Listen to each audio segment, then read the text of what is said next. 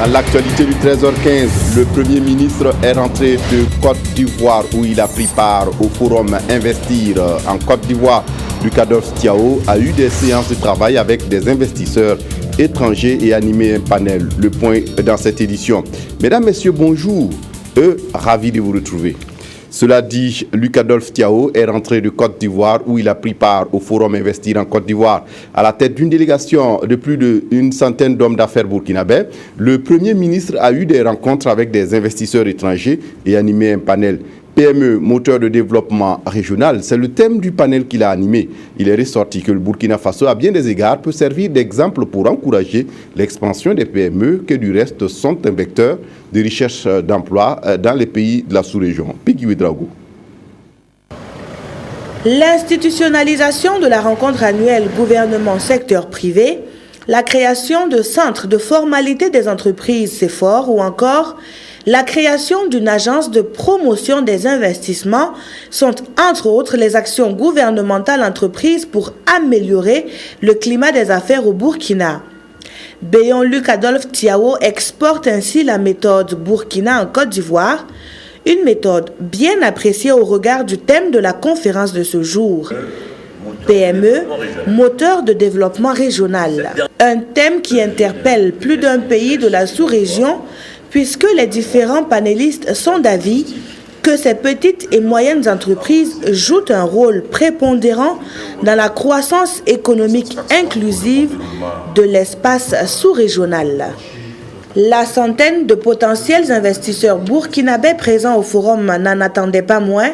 Pour eux, reste une volonté politique forte et cohérente. À partir donc des conclusions que nous aurons tirées de cet important forum ici, Investir en Côte d'Ivoire, c'est de voir effectivement qu'est-ce que nous pouvons apporter de plus que ce que nous faisons déjà pour que ces opérateurs économiques-là puissent effectivement prendre pied en Côte d'Ivoire. Nous avons le directeur général de la Banque Atlantique qui montrait que des opérateurs économiques burkinabés, des PME, arrivent à souscrire à des marchés en Côte d'Ivoire et les avoir. Donc aujourd'hui, c'est de faire en telle sorte qu'effectivement que ces entreprises-là puissent trouver des matières à investir en Côte d'Ivoire. Dans une logique de partage, mais surtout de création d'opportunités, le chef du gouvernement burkinabé a adressé une invitation à la République de Côte d'Ivoire, à ses opérateurs économiques et aux investisseurs présents à Abidjan à prendre part à la 3e édition du Forum ouest-africain sur le développement des entreprises Africalia, prévu se tenir à Ouagadougou en février prochain. En marge de ce forum, le Premier ministre a eu une séance de travail avec son homologue ivoirien. De quoi a-t-il été question? Élément de réponse avec Pigui Ouedraogo. Accompagné de la dizaine de membres de son gouvernement et d'opérateurs économiques, le Premier ministre a été reçu en audience au palais de Cocody. La coopération entre le Burkina Faso et la Côte d'Ivoire, les liens d'amitié renforcés aujourd'hui encore à travers l'économie sont les points essentiels évoqués lors de cette rencontre avec le président Alassane Ouattara.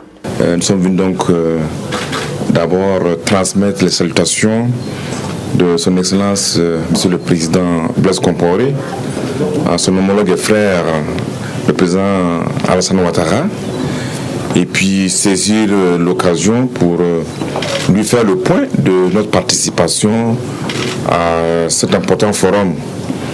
Et j'ai saisi l'opportunité également aussi pour rendre compte au président de la République de Côte d'Ivoire de l'état de nos relations, et notamment la mise en œuvre des recommandations du traité d'amitié. Comme vous le savez, nous avons d'énormes chantiers qui sont actuellement en exécution, d'autres sont en projet. C'est le cas du chemin de fer Abidjan, Ouagadougou, Tambao, c'est le cas de l'autoroute, c'est aussi le cas de l'énergie, c'est le cas donc du transport du gaz par pipeline. Bref, on a beaucoup de chantiers avec la Côte d'Ivoire et nous constatons que les opérateurs économiques burkinabés s'intéressent vraiment de plus en plus, s'impliquent davantage de plus en plus dans des investissements en Côte d'Ivoire et vice-versa. Un peu plus tôt dans la matinée, cette même délégation burkinabé a eu une séance de travail avec la partie ivoirienne. Là encore, un point a été fait sur la forte mobilisation du Burkina Faso au forum Investir en Côte d'Ivoire. Si plusieurs secteurs d'activité étaient mis en exergue au forum, celui de l'énergie occupait une place de choix. Il y a fort à faire dans le domaine et c'est ce que l'honorable Jean Charest, aujourd'hui promoteur, a rappelé au Premier ministre burkinabé. Le Canada, vous savez, par ses compagnies dans le domaine des ressources, ont été très présents au Burkina Faso. Il y a entre nous des liens qui sont des liens anciens, mais qui nous permettent également de pouvoir se développer et d'aider le pays à se développer. Alors nous, que ce soit dans le domaine de l'énergie, que ce soit dans le domaine de la récupération, par exemple, des déchets pour les fins d'énergie, le Canada a beaucoup à offrir. Et la Côte d'Ivoire se positionne comme étant un pays exportateur d'énergie dans la sous-région. Et ce sont des opportunités qui nous sont offertes. La ligne peut importer jusqu'à 110 MW pour notre pays. Et nous passons qu'à l'horizon 2016-2017, comme ils l'ont dit. On pourra donc faire le plein au niveau de cette ligne. Au-delà de cela, nous avons écouté aussi le mix énergétique que fait la Côte d'Ivoire. Et en termes de défis énergétiques pour notre pays, nous sommes sur la même lancée. Parce qu'au Burkina, on parle de thermique, on parle d'hydroélectricité, on parle de solaire aussi, on parle d'interconnexion. Et je pense que l'un dans l'autre, quand on parle de développement, et vous l'avez écouté dans tous les discours, on parle d'infrastructure. Et quand on parle d'infrastructure, il y a les infrastructures électriques. Et je pense que ce sont des défis que nous devons tous relever, mais ce sont des défis aussi qui coûtent très très très cher. Dans ce domaine et dans bien d'autres, les investisseurs ont pu voir les opportunités qui se présentent à eux dans une Côte d'Ivoire en pleine reconstruction. Le collectif syndical CGTB souhaite harmoniser les méthodes de lutte et déterminer les actions à mener dans les jours à venir. Il a donc réuni ses membres à la Bourse de travail hier pour une séance de travail. Séance de travail à laquelle Nathalie Kaoré a assisté. Compte rendu. Au cours de cette rencontre, les membres de la coordination nationale du collectif syndical ont rappelé que c'est pour lutter contre la vie chère et renforcer le pouvoir d'achat des travailleurs que l'unité d'action syndicale a pris en compte les préoccupations des syndicats de tous les secteurs de la fonction publique. Après le lancement officiel des négociations en mai 2013, plusieurs rencontres ont réuni la partie gouvernementale et la partie syndicale, mais elles ne se sont toujours pas accordées sur plusieurs points, notamment sur la réforme de la grille indemnitaire. Devant une telle situation et accusant la partie gouvernementale d'user de manœuvres dilatoires, la coordination syndicale exige désormais des réponses écrites comme condition de la reprise des négociations. Le gouvernement a réagi à cette condition le 23 janvier 2014. Les syndicats saluent cette avancée, mais elles veulent des préalables. Elles veulent par exemple que la spécificité des différents secteurs de la fonction publique soit acceptée, de même que le droit d'améliorer leurs indemnités. À l'étape actuelle, les syndicats, tout en faisant leur propre lecture de la situation sociopolitique au Burkina, disent vouloir poursuivre la lutte dans les jours à venir.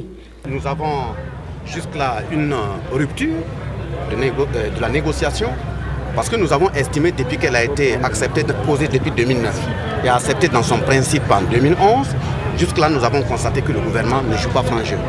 L'équipe gouvernementale ne joue pas franc jeu. C'est ce qui nous a amené à prendre nos responsabilités et déposer un préavis de grève pour les 4 et le 5.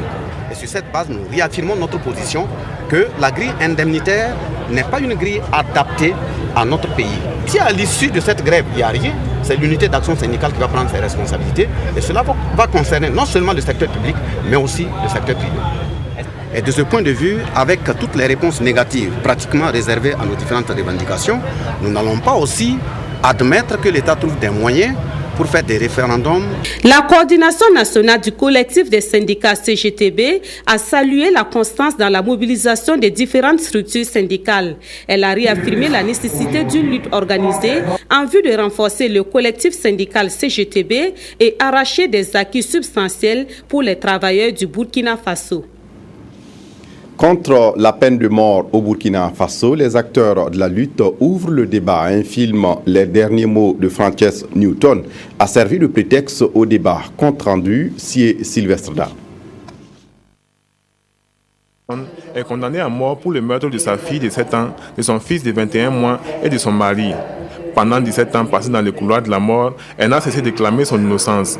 Malgré les raisons qu'il y avait de douter de sa culpabilité, malgré les manifestations de soutien, les pétitions, les recours, Frances Newton sera exécutée en 2005. La projection de ce film documentaire intitulé « Les derniers mots de Frances Newton » plante les décors de cette rencontre d'échange sur la question de l'abolition de la peine de mort. Un débat organisé et animé par le ministère en charge des droits humains et l'ambassade de la France au Burkina. La peine de mort n'a aucun effet dissuasif et cela a été prouvé par des études qui ont été réalisées. Est-ce qu'il n'est pas mieux d'abolir la peine de mort de nos textes? Est-ce qu'il n'est pas mieux de réaffirmer notre adhésion à l'effectivité des droits humains?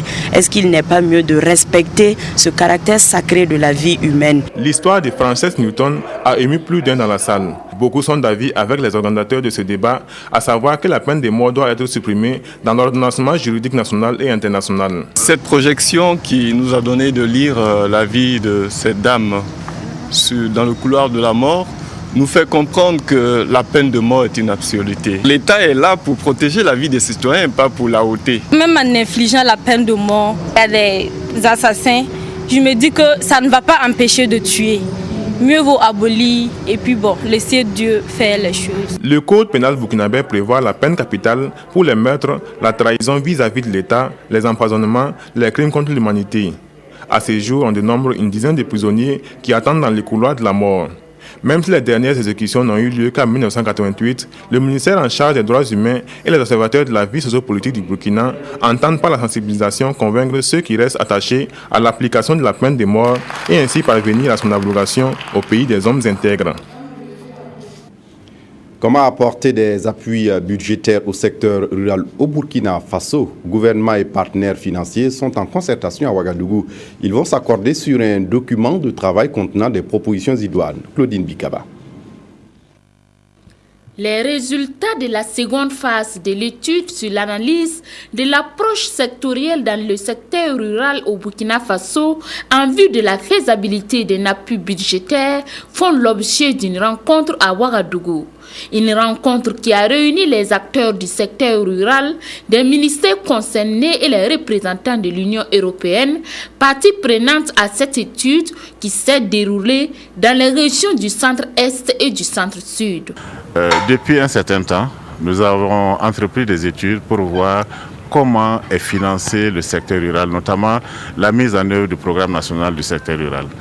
Donc, dans cette perspective-là, il faut que nous définissions les lignes directrices que, effectivement, le gouvernement va s'approprier pour voir dans quelle mesure on peut booster le secteur rural au Burkina Faso pour en faire un pilier économique et social.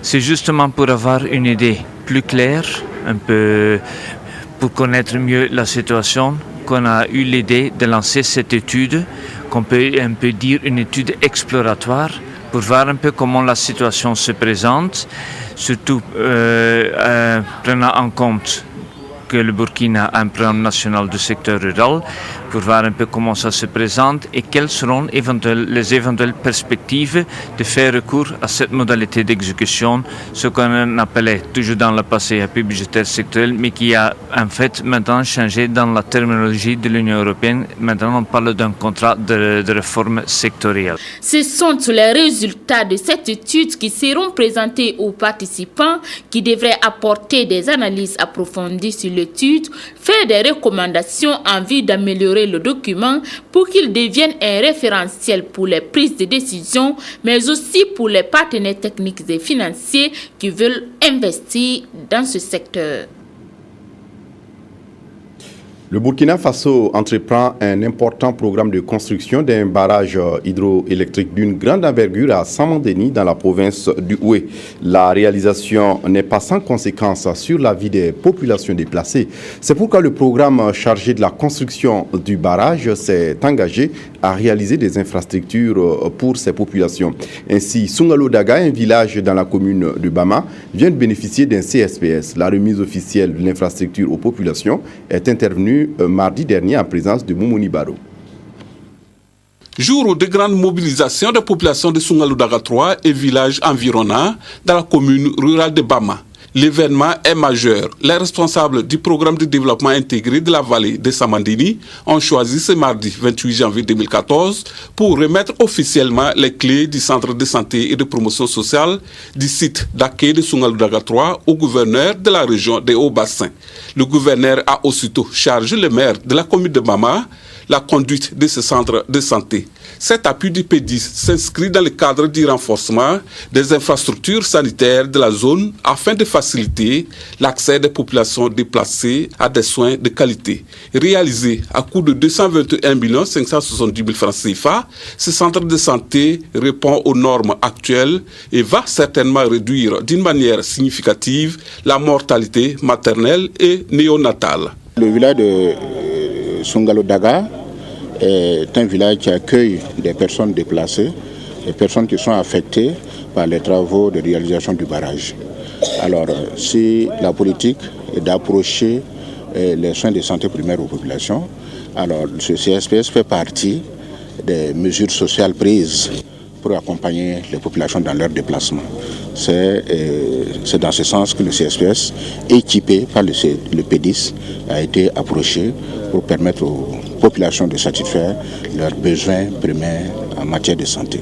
Les populations bénéficiaires, avec en leur tête les maires de Bama, se félicitent de la réalisation de cette infrastructure. Des populations qui, jadis, faisaient des kilomètres pour se rendre dans un centre de santé. Une grosse épine de moins, vu vraiment les distances que la population en tout cas effectue pour aller jusqu'à Bama, à 7-8 kilos. Aujourd'hui nous sommes à 2 kilos en tout cas des villages, ou 1 kilo moins surtout des villages, nous sommes vraiment regardés. Faut-il le rappeler, suite à la construction du barrage, l'adoption du plan de gestion environnementale et sociale du PEDIS qui renferme un fort engagement pour la construction de nouveaux sites d'accueil d'infrastructures perdues. Ainsi, dans la même dynamique, d'autres mesures sociales seront prises pour le bien-être de la population. Le gouverneur de la région des Hauts-Bassins que vous venez de voir visite des infrastructures à l'hôpital de Bobo-Dioulasso. Il s'agit de la construction d'un bloc d'urgence sur fonds propres d'une bonne volonté et de la réfection de la maternité de Bobo-Dioulasso. Roumen qui est sur place à Bobo pour le compte rendu. C'est en présence d'un personnel tout joyeux que le gouverneur de la région des Hauts-Bassins, Nébilma Joseph Bakouin, a visité les infrastructures du centre hospitalier universitaire Souro-Sanou de Bobo-Dioulasso. L'hôpital, qui voit en son sein la construction d'un bloc d'urgence sur fonds propres, a aussi bénéficié en cette nouvelle année d'un soutien de taille, avec la réception de consommables d'une part et la réfection de la maternité d'autre part. Une réfection qui a été réalisée à hauteur de plus de 6 millions, des consommables à hauteur d'1 200 000. Ça, c'est des actes qui sont inédits et il était également bon de venir les encourager. Je suis venu un jour m'enquérir des conditions de travail à l'hôpital et j'ai décidé d'apporter mon aide en réfectionnant la maternité. J'ai fait ce que j'ai pu et je souhaite que cela va inspirer d'autres bonnes volontés à faire encore mieux à l'avenir. Des infrastructures qui vont certainement offrir de meilleures conditions de travail au personnel et résoudre un certain nombre de difficultés. Si vous visitez aujourd'hui donc le bloc central, vous allez vous rendre compte que certains de nos malades sont à même le sol parce qu'il n'y a pas de place pour les accueillir convenablement. Donc ce bâtiment va venir en tout cas soulager, améliorer en tout cas la prise en charge des urgences au niveau de notre structure. Nous avons également reçu donc de la douane des dispositifs médicaux en direction donc de la maternité de notre hôpital. Je pense que c'est une contribution qui va combler en tout cas le besoin en consommables pour faire fonctionner le service de maternité. Au niveau du département donc de la gynéco-obstétrique, nous avons reçu donc des infrastructures qu'un donateur a accepté donc de réfectionner à titre gracieux. Amadou Sirima, pour ce geste, a reçu en guise de reconnaissance une attestation. Une occasion pour le gouverneur d'interpeller les bonnes volontés, chacune à son niveau, à apporter sa pierre à l'édifice national. Et puis, la Chine-Taïwan appuie l'hôpital national Blaise Compaoré. À l'occasion des 20 ans de la coopération entre ce pays et le Burkina Faso, Taïwan organise un atelier sur les conditions pour un management performant dans le cadre d'un système informatisé de gestion des hôpitaux. Un atelier qui va beaucoup aider le personnel. Evelyne Dabiré. Cet atelier vise la formation de l'administration de l'hôpital national Blaise Compaoré au système informatisé de gestion des hôpitaux, HIS en abréviation anglaise. Ce système installé par la République de Chine-Taïwan est essentiel selon le ministre de la Santé à la gestion des hôpitaux.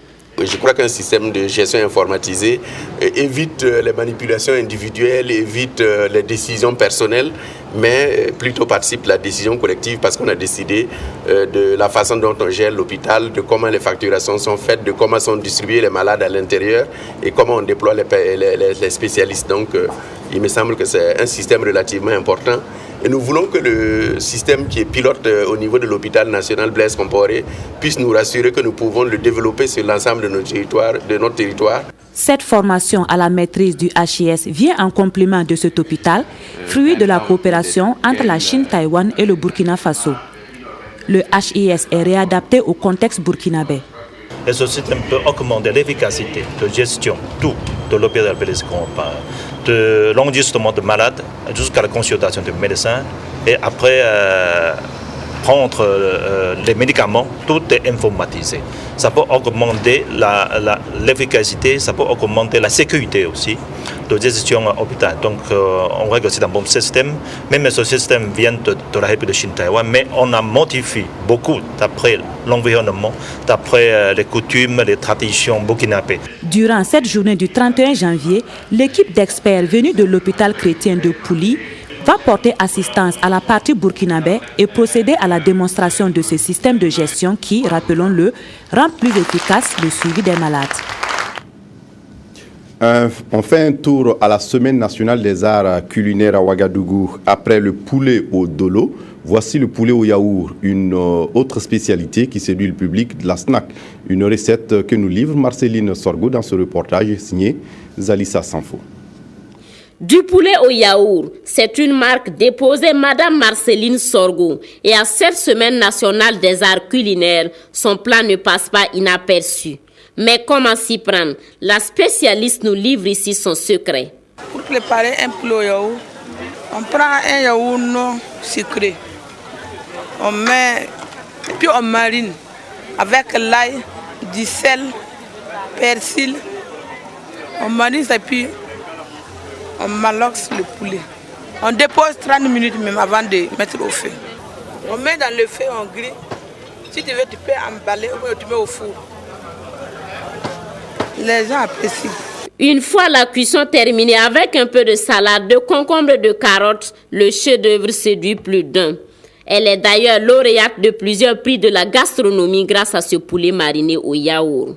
Et si nous ne sommes pas arrivés à l'heure du déjeuner pour trouver des amateurs, Madame Sorgo rassure, tous ces poulets seront consommés au yaourt avant le coucher du soleil.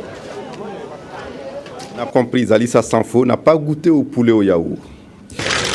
Et puis pour terminer ce journal, c'est le week-end prochain que vont se disputer les matchs allés de préliminaires des Coupes africaines.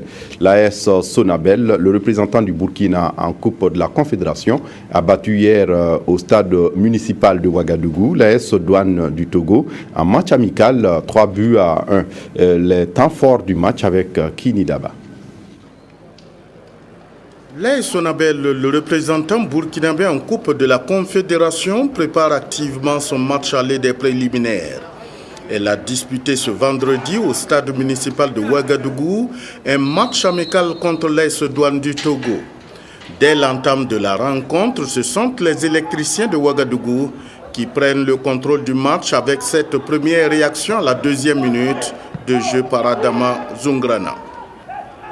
Quelques minutes plus tard, soit à la 8e minute, le même Adama Zungrana revient à la charge. Sur une mauvaise sortie du portier togolais, il ouvre le score. 1-0, l'AS Sonabel semble dominer son sujet. À la 14e minute, l'AS Douane profite d'une erreur de la défense burkinabé et porte le score à 1 but partout grâce à Seydou Badarou. Le jeu est quelque peu équilibré. Les Sonabel multiplient les assauts offensifs et à la 21e minute, Adama Zungrana double la mise. Les Burkinabés vont même porter le score à 3-1 avant la pause sur cette belle action. à la concrétisation. Junior Silla.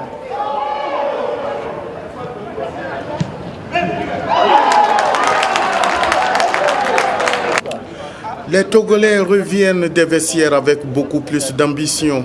Ils vont réussir à scorer à la 52e minute sur cette tête de Mustapha Walid. 3-2 pour les Sonabel qui continuent d'attaquer mais sans trouver le chemin des buts. Les minutes s'égrènent et c'est sur cette marque de 3-2 que s'achève cette rencontre amicale qui, à n'en pas douter, va permettre aux différents coachs de mieux situer leur formation à quelques jours de ces matchs allés des préliminaires. Je dois dire qu'au-delà du résultat, c'est le contenu du match qui m'a intéressé. Effectivement, un match de football, c'est toujours difficile. Gagner, c'est toujours bon aussi pour le moral, surtout à une semaine en tout cas du déplacement. Je crois que c'est bien pour le moral et c'est bien pour le contenu. Et nous devons jouer en Coupe CAF le 9 contre CIK, club athlétique industriel de Kamsa, une équipe guinéenne. En tout cas, ce match amical, je l'apprécie positivement, malgré donc ce score de 3-2, parce que ça nous a permis de voir certaines insuffisances au niveau donc, de la préparation et ça nous a donné un peu un temps de jeu. Voilà, c'est tout pour ce journal. Merci de l'avoir suivi. Très bonne suite de programmes sur la RTB. Au revoir.